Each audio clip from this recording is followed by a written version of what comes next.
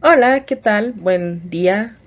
Mi nombre es Alejandra Delgado, soy asesora del Campus Chihuahua de la Universidad Pedagógica Nacional del Estado de Chihuahua y hoy voy a estarles platicando sobre las perspectivas teóricas sobre el estudio del desarrollo humano, es decir, las principales teorías mediante las cuales explicamos cómo es el desarrollo humano. Para empezar, vamos a ver la teoría del psicoanálisis o la teoría del desarrollo psicosexual de Sigmund Freud. Sigmund Freud era un médico austriaco que empezó a recibir pacientes que no tenían ninguna razón para dolencias físicas. En su cuerpo no había ninguna razón, entonces intentó buscar qué otras razones podía haber para esto, para estas dolencias. Creía que las personas nacen con impulsos biológicos que deben redirigirse para poder vivir en sociedad.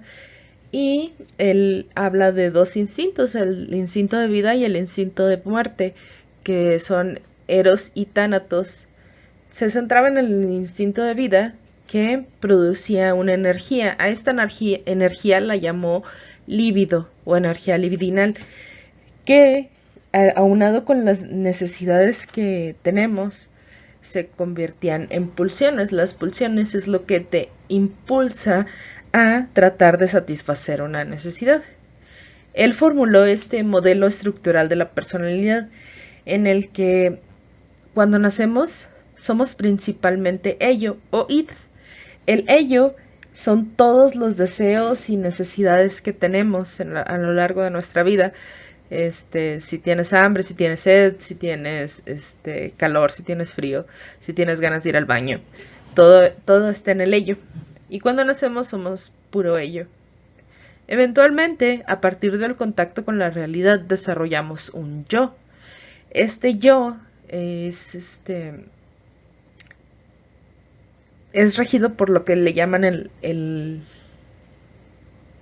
principio de realidad, mientras que el ello lo rige el principio de placer, es decir, todo lo que le brinda satisfacción. Y se llama, bueno, y por último se forma el super yo, que el super yo son todas las reglas o todos los aprendizajes que tú necesitas tener para poderte desarrollar en sociedad. Y el yo entonces se convierte en una especie de árbitro entre el ello, el super yo y la realidad. Entonces, por ejemplo, eh, tú tienes hambre, pero estás en medio de una clase. El ello quiere satisfacer su hambre y la quiere satisfacer ya y no le importa dónde estés ni qué estés haciendo ni nada. El super yo te va a decir, no, pues estás en clase, aguántate, tienes que terminar la clase y luego ya te vas a comer. El yo que sabe cómo está en la realidad, porque ni al ello ni al super yo le importa lo que está en la realidad, pues tendrá que sopesar y a lo mejor dice, pues pero traes un dulce en la bolsa, a lo mejor te lo puedes comer para aguantar hasta que termines la clase y trata de buscar el equilibrio entre las tres partes. Ahora que,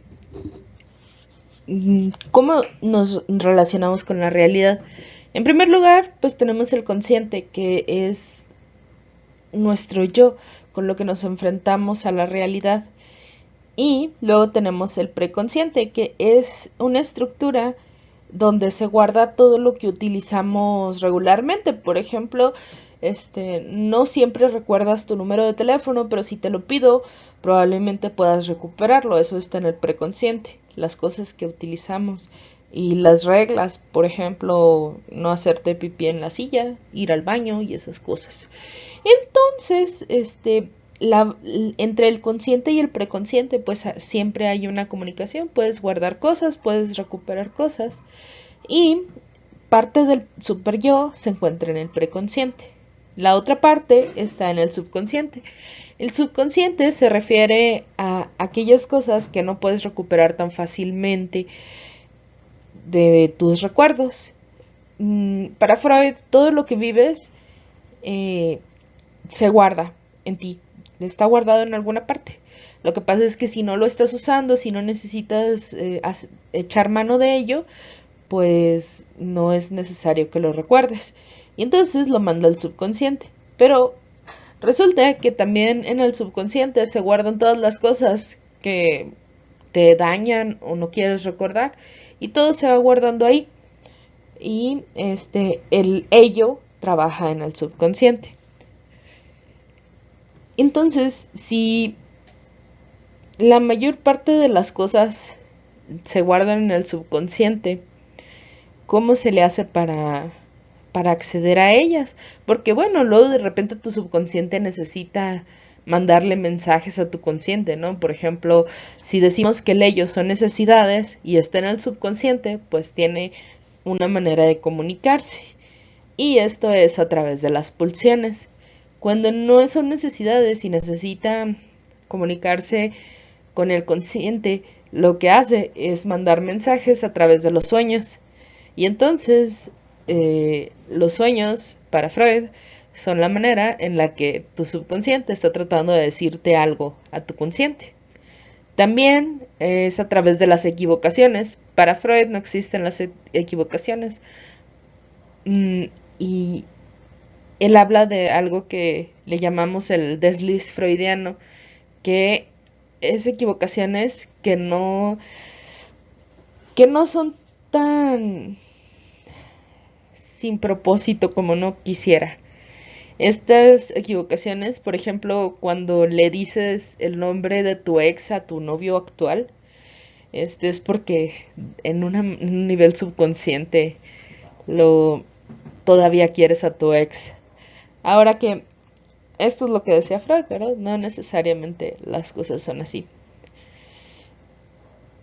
Y las cosas que están en el subconsciente aún pueden hacerle daño al consciente aunque no se esté dando cuenta. Y eso era más o menos en lo que consiste la terapia, de tratar de sacar las cosas del subconsciente y sanarlas. Pero bueno, no estamos viendo el psicoanálisis en este sentido, lo estamos viendo para ver cómo concibió Freud el desarrollo. Y él concibe 5 etapas por las que pasamos mientras nos estamos desarrollando. La primera etapa, la etapa oral, va del nacimiento al año y medio o 2 años, que en esta etapa el niño no se da cuenta que no se da cuenta que su mamá y él no son lo mismo. Y entonces, dependiendo de qué tan sensible sea la madre, qué tan responsiva, pues él será como ve el mundo. Y entonces se llama la etapa oral porque en esta etapa los niños obtienen el mayor placer a través de su boca. Es decir, si ellos tienen necesidades es a través de su boca como las van a satisfacer. Si tiene hambre, él llora y la mamá le dará de comer. Si tiene alguna incomodidad, como que está sucio su pañal, tiene frío, tiene sueño, llora y se satisface su necesidad. Entonces, todo el placer lo obtiene por la vía oral. Después tenemos la etapa anal, que es más o menos de los 18 meses o 2 años a los 3 años, que es en la época en la que se empieza el control de esfínteres, cuando se les enseña a los niños a ir al baño. Y se llama la etapa anal porque la mayor parte de su satisfacción la van a tener a través de retener o soltar las heces. Luego tenemos la etapa fálica, que es de los 3 a los 6 años. En esta etapa, los niños se dan cuenta que su mamá no tiene algo que ellos tienen, o las niñas se dan cuenta que sus papás tienen algo que ellas no tienen. Y ahí pueden pasar una de dos cosas. Los niños pasan por algo que Freud llamaba el complejo de Edipo, en el que ellos dicen, bueno, mi mamá no tiene pene, yo la tengo que cuidar porque pues le quitaron su pene, pobrecita. Y entonces hay una especie de enamoramiento por su madre y un rechazo por su padre, como en el mito de Edipo Rey. y el padre viene a hacer un corte en el que le deja claro que la mamá es su mujer y el niño dirá, bueno, si a mi mamá le gusta esto, pues me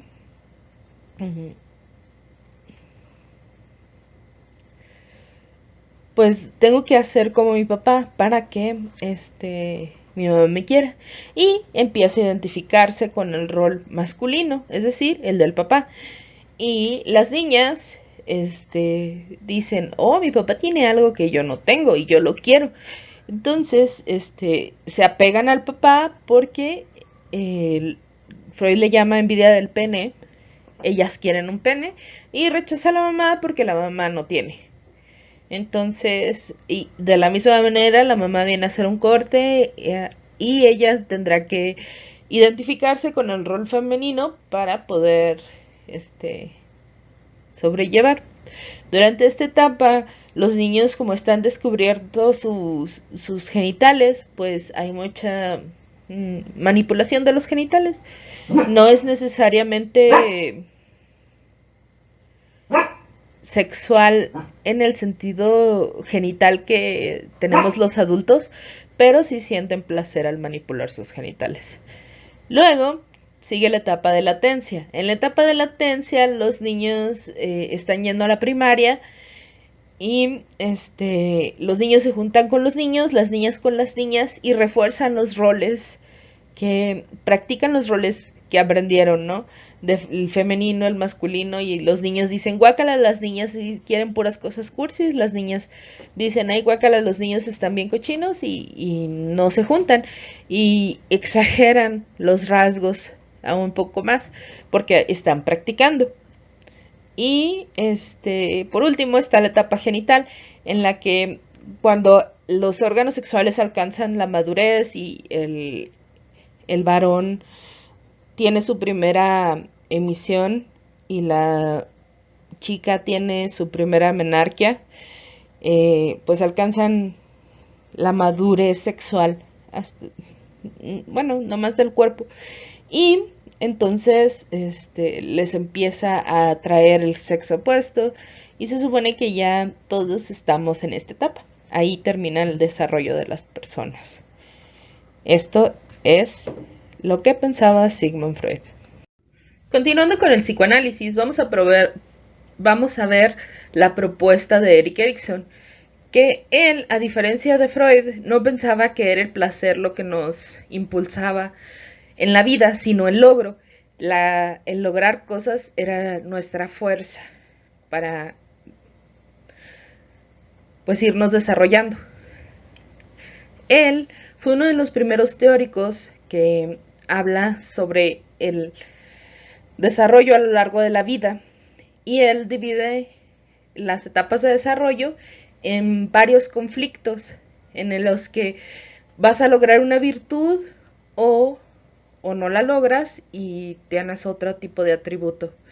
Entonces, en primer lugar, cuando nacemos, entramos en la etapa de confianza versus desconfianza, en la que el bebé, al igual que Freud, piensa que no hay separación entre él y la mamá, pero si la mamá es cariñosa, es responsiva, entonces el niño desarrollará la confianza de que el mundo es un lugar bondadoso y que puede moverse en él.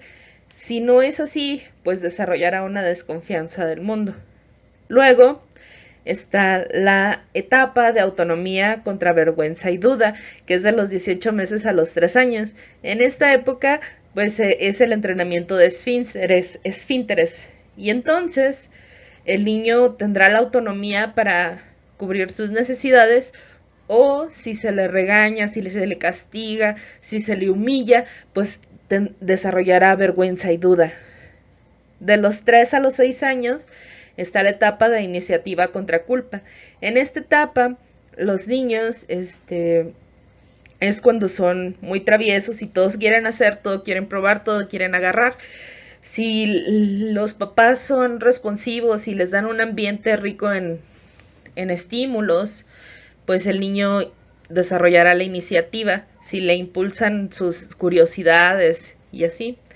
Si se le regaña, no subas, no bajes, no agarres, no toques, pues él desarrollará la culpa. De los 6 a los 12 años, que es la época en la que van a la primaria, los niños pues aprenden diferentes habilidades, ¿no? Como escribir, como leer, hacer sumas, restas, multiplicaciones, todas esas cosas que vamos a utilizar el resto de nuestra vida.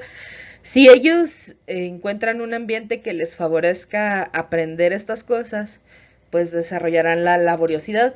Si se les humilla, si sienten que batallan mucho y no tienen ayuda, pues desarrollarán inferioridad. Se sentirán menos que los demás.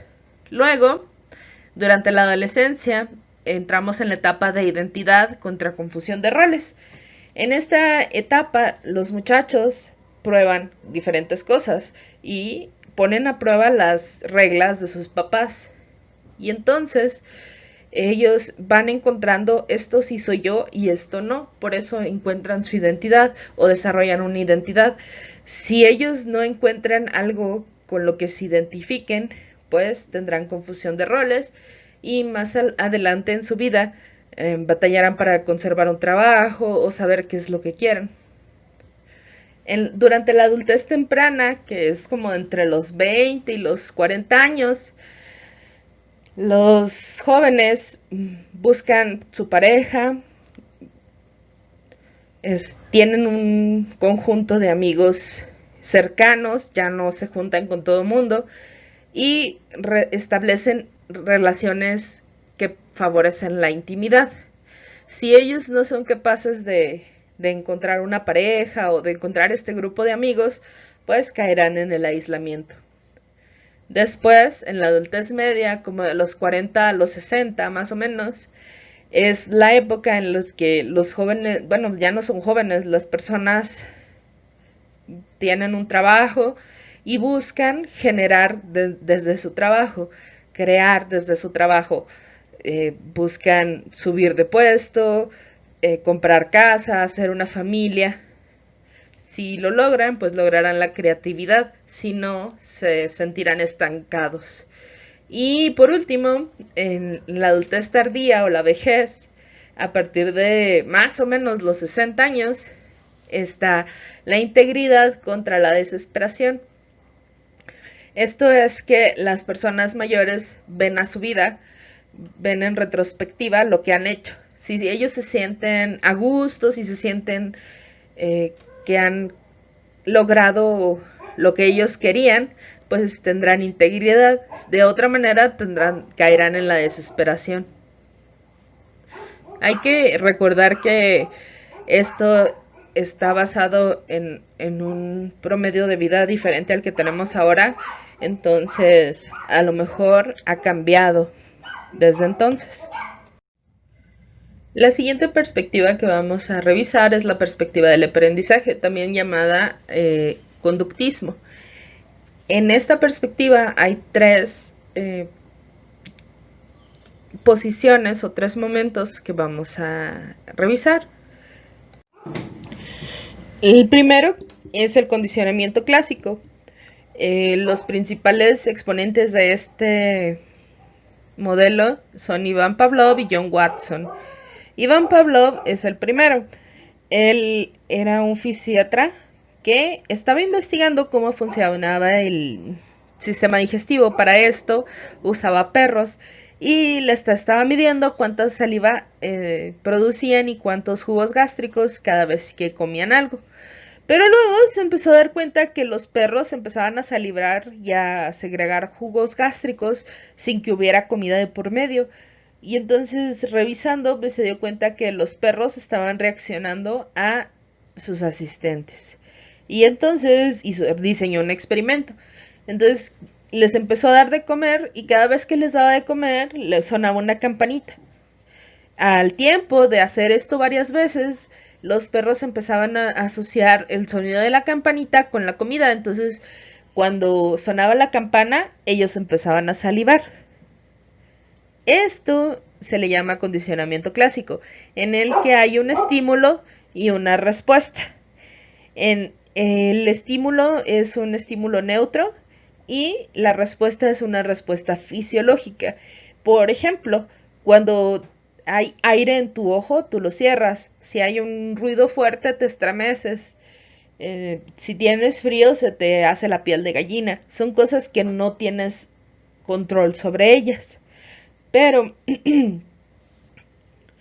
si hay un estímulo que no te produce nada y las dos y el estímulo que ocasiona una respuesta y el estímulo que no se presentan varias veces al mismo tiempo, el estímulo que antes no producía ninguna respuesta empezará a producir una respuesta. Esto se le llama estímulo condicionado y tendrá una respuesta condicionada. Watson hizo un experimento con respecto a eso, porque él decía que las fobias se adquirían de esta manera. Y él hizo el experimento del pequeño Albert. El pequeño Albert era un niño de 2 años que al que empezó a presentarle 2 estímulos. Uno era una rata blanca y el estímulo neutro era un sonido fuerte que lo asustara. Y entonces se presentaban las dos cosas al mismo tiempo. El niño con el tiempo empezó a tenerle miedo a la rata blanca. Pero Watson no se detuvo ahí. Y continuó el experimento presentándole diferentes cosas peludas y blancas. Al final el niño le tenía miedo a todo lo que fuera peludo y blanco. Ya no nomás a las ratas. Y entonces, así es como se hace el condicionamiento clásico. Hay varias maneras en las que puede pasar. El siguiente es el condicionamiento operante. Los principales autores que hablan sobre el condicionamiento operante son B.F. Skinner y Thorndike. El condicionamiento operante se refiere a cuando hay un estímulo, se produce una respuesta y luego se le da un reforzador. Los reforzadores siempre van encaminados a hacer que una conducta se repita. ¿Sí? Reforzador, repetir conducta. Por ejemplo, si te dicen limpia tu cuarto, tú lo haces, esa sería la respuesta, y hay un reforzador, te dan una hamburguesa. ¿Sí? Algo que te haga querer volver a hacerlo. ¿Sí? Eso es un reforzador positivo, cuando das algo que le agrade al sujeto que está emitiendo la respuesta. Un reforzador negativo es cuando quitas algo negativo del ambiente para que se repita una respuesta. Es más difícil encontrar ejemplos, pero digamos que llegas a tu casa y tu mamá empieza, es que te dije que lavaras los trastes, ¿por qué nunca me ayudas? Y bla, bla, bla, bla, bla. Pero en el momento en el que te pones a lavar los trastes, tu mamá guarda silencio. Y entonces se siente bien. Eso es un reforzador negativo. Está quitando un estímulo negativo del ambiente para que una conducta se repita. Y luego tenemos el castigo. El castigo es cuando haces algo, pones algo negativo en el ambiente para que una conducta no se repita. ¿Sí? Reforzador, la conducta se repite. Castigo, para que no se repita. Y entonces, la típica nalgada, dejarte sin ver tele, esos son castigos porque están poniendo algo negativo en tu ambiente. ¿Sí? Y entonces, pues así aprendemos otro buen de cosas a nuestro alrededor. Y por último, el aprendizaje social. El principal autor del aprendizaje social es Albert Bandura. Él hizo un experimento en el que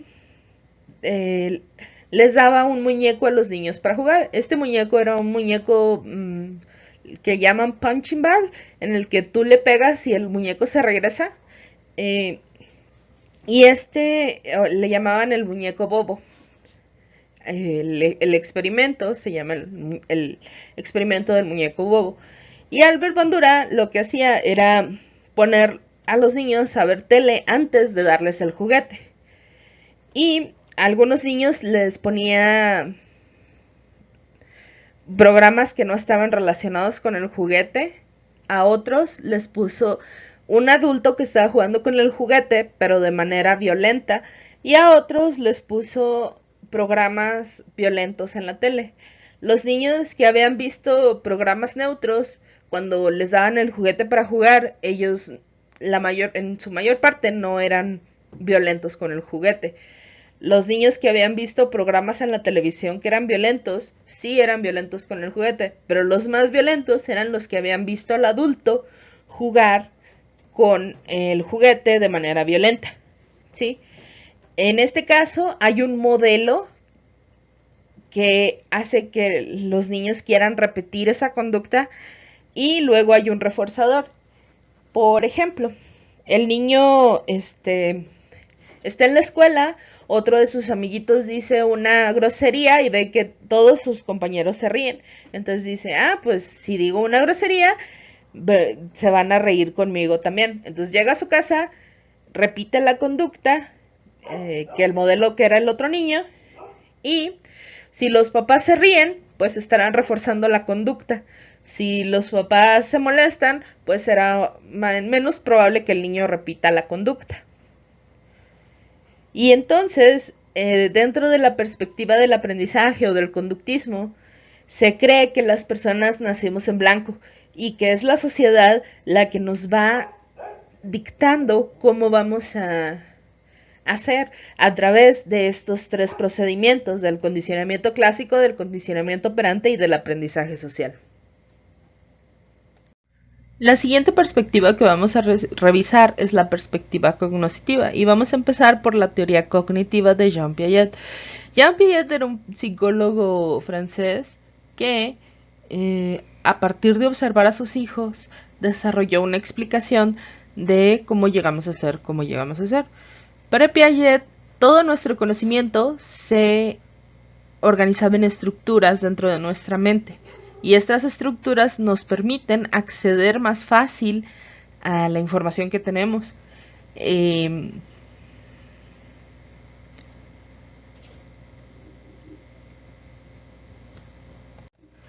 Estas estructuras tienden al equilibrio, es decir, siempre buscan que haya cierto equilibrio entre la información que tenemos. Y cuando llega un nuevo pedazo de información, lo que pasa es que nuestras estructuras entran en desequilibrio y hay un proceso de adaptación en el que buscamos esta información nueva que yo tengo, ¿dónde la acomodo? ¿Con qué va? ¿Se parece a esto o se parece a este otro? Una vez que encuentra el lugar, pues entra en un proceso de asimilación que permitirá que nuestras estructuras vuelvan a estar en equilibrio. A mí se me figura mucho un Tetris. Llega una pieza nueva, buscas en dónde cabe mejor y la acomodas. Por eso puse esta imagen. Ahora, para Piaget nosotros nos desarrollamos en estas 4 etapas y al contrario de la perspectiva anterior en la que se consideraba que las personas llegábamos al mundo sin nada, para los cognitivos nosotros llegamos con ciertas herramientas que nos van a permitir aprender del mundo. Estas herramientas pues pueden ser la inteligencia, nuestros sentidos, entre otras. Y en la etapa sensoriomotora o sensoriomotriz, los niños nacen con estas herramientas y es a partir de su interacción con el mundo como van a empezar a desarrollar estructuras. Primero que nada a través de sus sentidos y de sus movimientos, por eso se llama la etapa sensoriomotora. Los niños empiezan por darse cuenta que tienen control sobre su cuerpo, que pueden hacer que pasen cosas con su propio cuerpo, luego con las cosas que están a su alrededor. En la etapa preoperacional, que es de los más o menos de los 3 a los 6 años, los niños empiezan a aprender a imaginar y le otorgan vida a las cosas que a lo mejor no la tienen. Juegan a que son algo que no son y tienen pensamiento fantástico, y en los primeros años ellos no pueden hacer representaciones. Por ejemplo, si tú le pones un mapa del cuarto y le dices aquí te escondí un dulce, al principio de la etapa preoperacional, ellos no van a poder hacer la representación. Si van al cuarto, aunque esté igualito dibujado, no van a encontrar el dulce. Ya hacia el final de la etapa ya van a poder hacerlo. Después de esto es la etapa de operaciones concretas, que es como de los 6 a los 12 años, a lo mejor poquito antes, en la que los niños empiezan a hacer abstracciones, pero aún tienen problemas para entender algunas cosas abstractas. La mayor parte de las cosas que ellos entienden tienen que ser concretas, tienen que poder manipularlas, sobre todo al principio de la etapa. Tienen problemas con la conservación. Si tú les haces una bolita de plastilina, para ellos no va a tener tanta plastilina como si haces una viborita. Para ellos la víbora tiene más plastilina, aunque enfrente de ellos hagas la víbora. Ya al final de esta etapa serán capaces de hacerlo, pero al principio no. Y por último está la etapa de operaciones formales, en la que ellos tienen la capacidad de abstraer todavía más cosas. Dentro de la perspectiva cognoscitiva todavía tenemos la teoría sociocultural de Vygotsky. Para Vygotsky, al igual que para Piaget, las personas nacemos con ciertas herramientas que nos van a permitir apropiarnos del mundo, aprenderlo. Entonces, para empezar, Vygotsky pensaba que nos desarrollábamos en estas 4 facetas. El desarrollo ontogenético, que se refiere al desarrollo que tienes a lo largo de la vida. Luego el desarrollo microgenético, que se refiere a el desarrollo que tienes en periodos breves. El desarrollo filogenético, que se refiere al desarrollo que hay a través del tiempo evolutivo, es decir, como especie, cómo llegamos a ser lo que somos. Y por último, el desarrollo sociohistórico, que se refiere al momento histórico en el que te estás desarrollando. No es lo mismo una persona que se desarrolló durante la Segunda Guerra Mundial que las personas que nos desarrollamos una vez que las tecnologías habían avanzado tanto como están, o las personas que empezaron a desarrollarse a partir del 2000, por ejemplo. Nuestro momento histórico era diferente. Y para él no era precisamente la interacción con el mundo lo que nos ayudaba a aprender sobre el mundo, sino la interacción con otras personas. Y a esto se le llama andamiaje. Sí. Y él hablaba de 3 zonas de desarrollo. La zona de desarrollo real es todo lo que sé en este momento. La zona de desarrollo próximo es todo lo que sé todo lo que puedo aprender a través de lo que ya sé en mi zona de desarrollo real. Y por último, la zona de desarrollo próximo distante, en la que hablamos de todas las cosas que con lo que sé ahorita no puedo aprender todavía. Entonces, por ejemplo, ahorita con mi zona de desarrollo real que tengo en este momento, puedo estudiar un doctorado en psicología. No podría estudiar un doctorado en física cuántica, porque mi zona de desarrollo real no tiene los suficientes conocimientos para estudiar eso otro. Y entonces, cuando yo estoy en mi zona de desarrollo real y alguien más está en mi zona de desarrollo próximo, esa otra persona me puede jalar para que esa zona de desarrollo próximo se convierta en mi zona de desarrollo real. Y así vamos avanzando en la vida. Pero es a través de otras personas que logramos este desarrollo. Una tercera teoría dentro de la perspectiva cognoscitiva es la teoría del procesamiento de la información, en la que intentan explicar cómo el ser humano piensa o aprende a través de cómo son las computadoras. Nos comparan con computadoras. Y entonces, por ejemplo, en las computadoras tú tienes dispositivos de entrada, como es el mouse, como es el teclado o como es el internet. Luego tienes una unidad de procesamiento, que es el CPU, y dispositivos de salida, que puede ser el monitor o una impresora. Y así, las personas también tenemos dispositivos de entrada, como por ejemplo nuestros sentidos. Nuestros sentidos nos permiten adquirir información.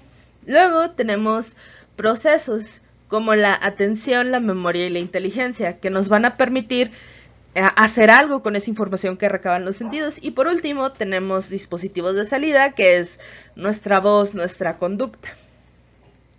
Y entonces, pues tratan de explicar cómo nosotros nos desarrollamos a partir de estas 4 herramientas.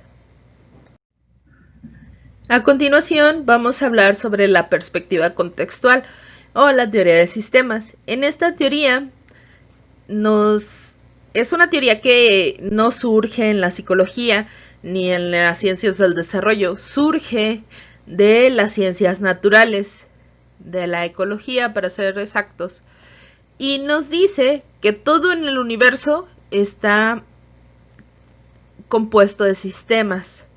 Los sistemas son tan pequeños, por ejemplo, en un individuo está compuesto de sistemas, del sistema respiratorio, del sistema circulatorio, del sistema esquelético, etcétera, etcétera.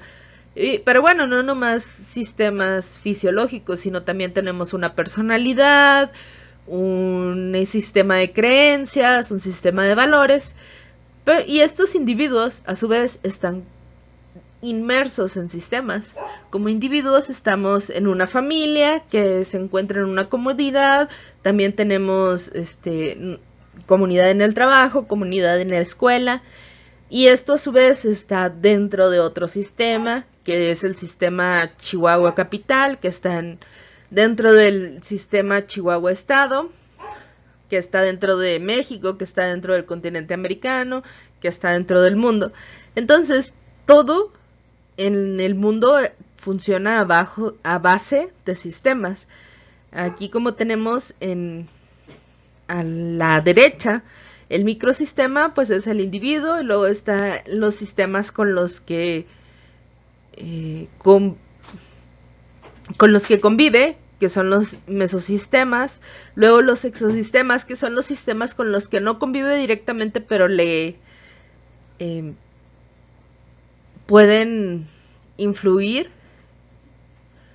Como por ejemplo, a lo mejor tú no estás en el grupo de amigos ese otro, pero si hacen algo, pues pueden influirnos. Si hacen una fiesta, te pueden invitar. Y luego tenemos el macrosistema, que son los sistemas a lo grande. Por ejemplo, el país México es un macrosistema. El sistema económico es un macrosistema. Y por último tenemos el cronosistema, que se refiere al tiempo en el que se desarrollan las cosas. Todos los sistemas están en el cronosistema. Y los sistemas pueden surgir y desaparecer dependiendo de qué es lo que esté pasando.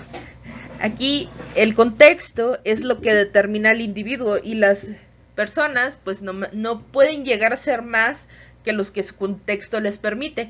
Ahora sí que, como dicen, ¿no? O sea, si el pez está en una pecera chiquita, pues no va a crecer mucho. Si está en una pecera grandota, pues crecerá más. O si está en el mar, pues todavía más. Y entonces es lo mismo. El contexto en el que tú estás es lo que te va a determinar. Todos los procesos tienen varios elementos, y un sistema siempre tiene una entrada, algo de información o algo de materia prima que va a entrar a un proceso que tendrá una salida o output, y habrá una retroalimentación. Un ejemplo, si tú llegas a un lado y te dicen hola, esa es tu entrada. Tú procesas en tu cabeza qué es lo apropiado. Puedes decidir qué es decir hola, y esa sería tu salida, tu conducta, hola. Y la retroalimentación es lo que hace la otra persona, que puede sonreírte o preguntarte cómo estás, y eso se convierte en otra entrada, y que generará un nuevo proceso y una salida, y así sucesivamente. Si los elementos del sistema, los que hacen el proceso, no están bien acomodados, pues tendrán unas salidas diferentes, ¿verdad? Pero como sistemas siempre estamos en este loop o en este círculo en el que tenemos entradas, procesos, salidas, retroalimentación, entrada, etcétera, etcétera. Por último, tenemos la perspectiva evolutiva o sociobiológica, que trata de explicar que las personas somos como somos a través de la evolución que ha tenido el ser humano. Entonces, está basada en la teoría de la evolución de las especies de Charles Darwin. Las personas, como sociedad, hemos evolucionado de esta manera a tener ciertas conductas porque así hemos aprendido a lo largo de la existencia de nuestra especie. Y entonces nos juntamos en grandes manadas, o ahora sí que ciudades, porque nos permite que sea más fácil sobrevivir en este mundo, ¿verdad? Nos podemos proteger de depredadores, etcétera, etcétera. Pero también, por ejemplo, se ha visto que las personas sus amistades más cercanas tienden a tener más o menos una estructura de ADN similar. No se sabe exactamente cómo pasa, pero es una conducta derivada de la evolución.